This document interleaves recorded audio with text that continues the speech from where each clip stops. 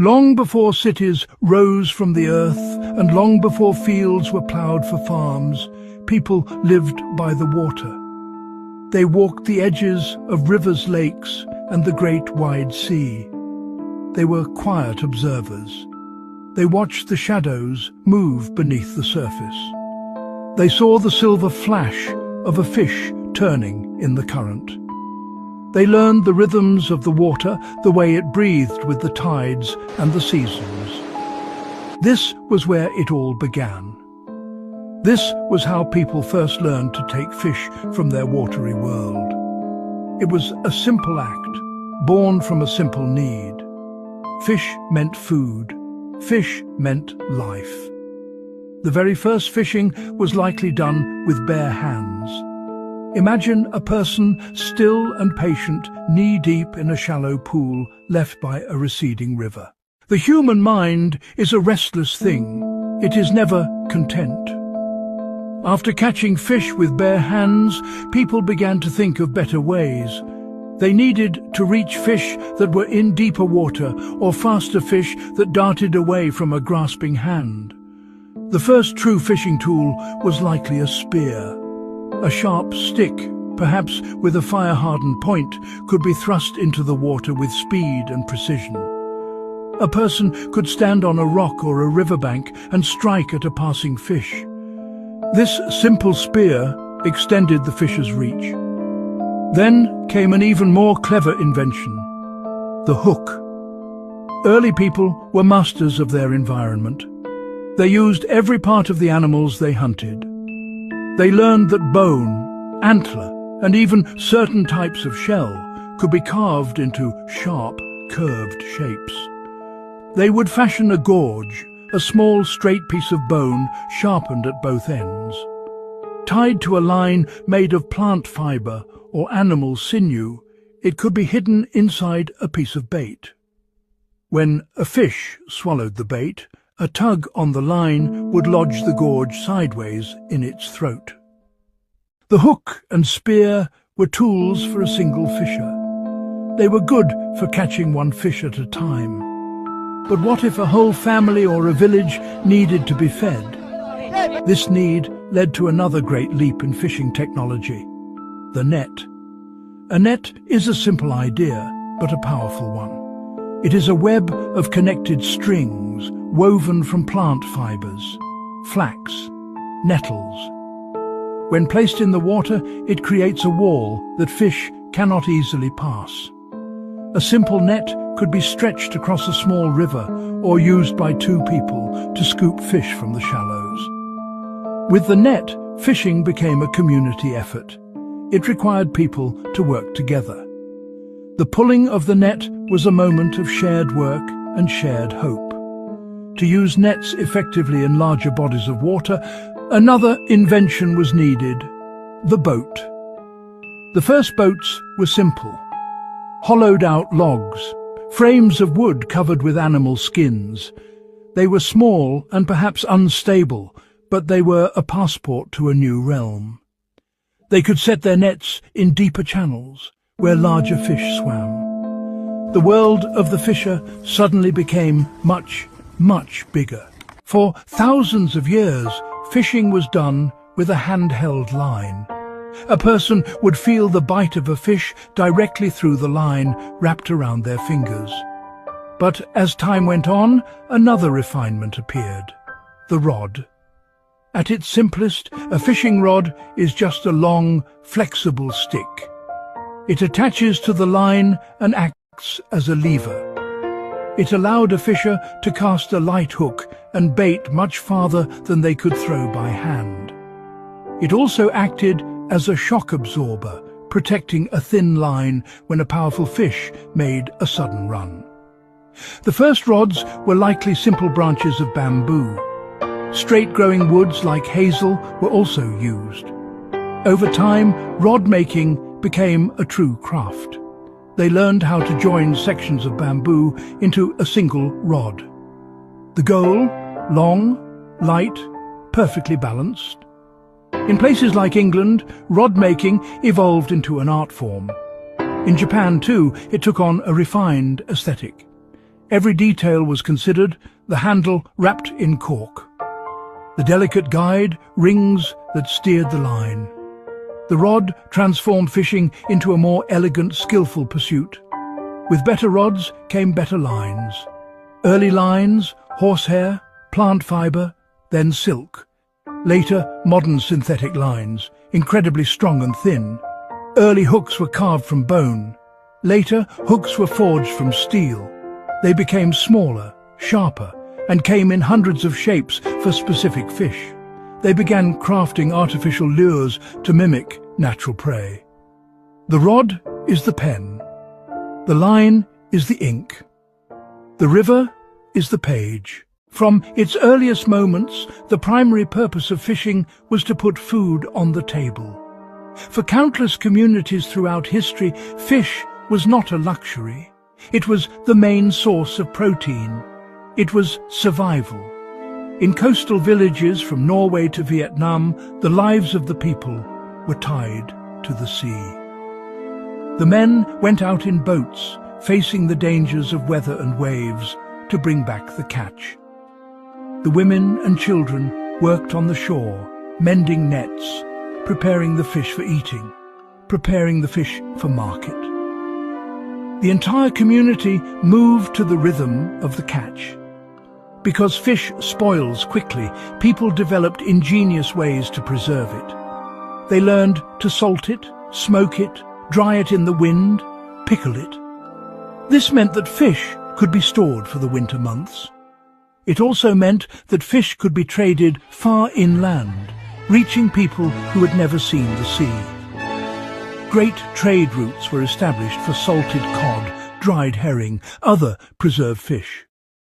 The work of a commercial fisher has always been hard and often dangerous. It means waking before the sun, heading out into cold and unpredictable waters, working long hours hauling heavy nets or lines. It requires immense skill and a deep practical knowledge of the sea.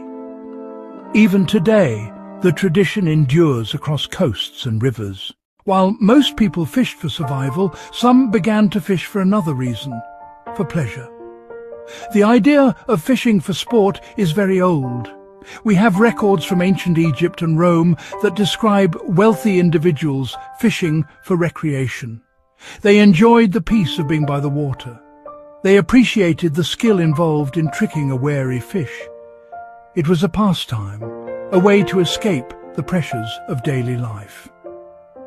The rise of sport fishing truly began in the centuries after the Middle Ages, particularly in Europe. A landmark moment was the publication of a book in 1653 called The Complete Angler by Isaac Walton. This book was not just a manual on how to catch fish. It was a celebration of the quiet joy of angling. It spoke of the beauty of the countryside, the pleasure of good company, and the gentle philosophy that comes from spending a day by a river.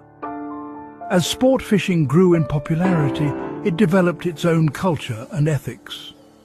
Angling clubs were formed, where fishers could share knowledge and fish on private waters. Rules were established to ensure fair play and to protect fish populations. A key part of this new ethic was the idea of catch and release, to be caught again another day. Today, sport fishing is a massive global activity enjoyed by millions. People travel the world, seeking out powerful and beautiful fish like marlin, tuna, giant trevally. Others find their joy closer to home. The tug on the line is a thrill that connects the modern sport fisher to the first anglers who fished for pleasure thousands of years ago. Fishing is more than just a way to get food or a type of sport. It is a thread that runs through families and communities, binding generations together. In many cultures, the act of learning to fish is a rite of passage. A grandparent takes a grandchild to the water's edge. They show them how to tie a knot. They show how to put a worm on a hook. They show where to cast the line. These are not quick lessons. They are slow, patient, and filled with stories. A child sitting quietly with a grandparent learns patience. They learn to watch, they learn to listen. The names of the birds, the way the wind moves the water, the feel of the sun on their skin. The shared silence in a boat or on a riverbank creates a special bond. It is a space for conversation that might not happen elsewhere. The grandparent shares stories of their own youth, of great fish caught and lost, and of the people who taught them. In many fishing villages, these traditions are the lifeblood of the community. Build a boat, mend a net, read a tide chart. They are passed down through observation and practice, from parent to child, from master to apprentice. This shared knowledge creates a strong sense of identity and belonging. This passing of the line creates a living history. When a young girl learns to mend a net from her mother, she becomes part of a long, unbroken chain. They remind us that we are part of a story much bigger than our own lives. Fishing is memory, held in the hands and passed to the future. One of the most beautiful things about fishing is that it belongs to everyone.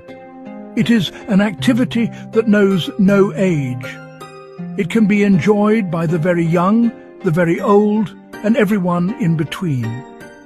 A small child can sit on a dock with a simple cane pole, their eyes wide with wonder, watching the bobber float on the water. The thrill of feeling that first tiny pull on the line, a pure and unforgettable joy. A first direct contact with the hidden world beneath the surface. For young people and adults, fishing can be a source of focus and calm.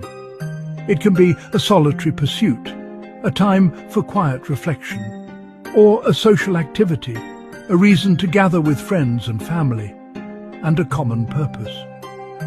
Fishing clubs bring people together. They learn from each other and work together to protect local waters. As people grow older, fishing takes on a deeper meaning. An older person may not have the strength they once had, but they have a lifetime of wisdom. They sit peacefully by the water, movement slow and deliberate, not in a hurry, there for the peace, the familiar feel of the rod, and the memories the water brings. An older woman tying a fly with steady, experienced hands. A picture of grace and mastery. A 7-year-old and a 70-year-old participating as equals, sharing the same hope. From a simple spear thrust into a shallow stream to a graphite rod casting a line across the open ocean. The story of fishing is the story of human ingenuity. It began as a quest for survival, a fundamental need for food that drove us to create, to explore, to cooperate. That need is still very real for millions of people today. It is a testament to an ancient and enduring relationship with the planet's waters. But fishing also evolved into something more. A sport, a tradition, a source of profound peace. It teaches us patience in a world that demands speed. It connects us to the natural world in a direct and personal way. When you are fishing, you are not just a spectator. You are a participant. You learn to read the water, to understand the weather, to think like the creature you are trying to catch. Today, that respect is more important than ever. Our rivers, lakes and oceans face many threats. Pollution, overfishing. The very resource that sustained us is in danger. The modern fisher has a new responsibility, to be a steward of the water. Follow the rules, take only what is needed. Practice catch and release. Teach the next generation to care for fragile environments. So we fish, for food, for sport, for quiet, for connection. Holding a rod is holding a piece of history. We take part in a ritual that links us to our distant ancestors. The sound of the water, the feel of the line, the thrill of the tug. They are timeless. They remind us of where we came from and our place in the natural world. Fishing is simple, but deeply meaningful. An echo from our past that still calls to us today.